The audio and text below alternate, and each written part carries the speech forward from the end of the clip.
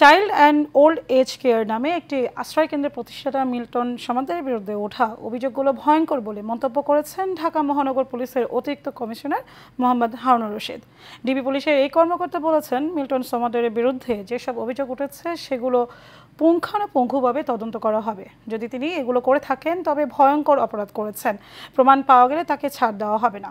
প্রতারণা সহ বিভিন্ন অভিযোগে বুধবার রাতে ঢাকার মিরপুর থেকে মিল্টন সমাদ্দারকে গ্রেফতার করা হয়। পরে রাতেই ঢাকার মিন্টু রোডে ডিবি কার্যালয়ে সংবাদ সম্মেলন করেন অতিরিক্ত কমিশনার হারুনুর রশিদ। সেখানে মিল্টনের বিরুদ্ধে ওঠা বিভিন্ন অভিযোগ নিয়ে কথা বলেন তিনি।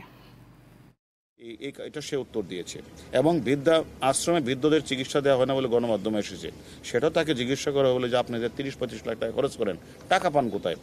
এবং নিজেই ডেথ সার্টিফিকেট তৈরি করে ডাক্তারের সিল স্বাক্ষর জাল করে সে নিজেই মিডিয়ার কাছে শেয়ার করেছেন। এবং আমরা এটাও জেনেছি যে সে ইতিমধ্যে 900 লাশ দাফন করলেও 835 সালের সম্পূর্ণ গরমিল কোনো ডকুমেন্টসে দেখাতে পারে নাই। এবং তাকে জিজ্ঞাসাবাদ করলে যে তুমি এগুলি লাশগুলির পিছনে তোমার কারণ কি, লাশগুলি তুমি রাতে দাফন করো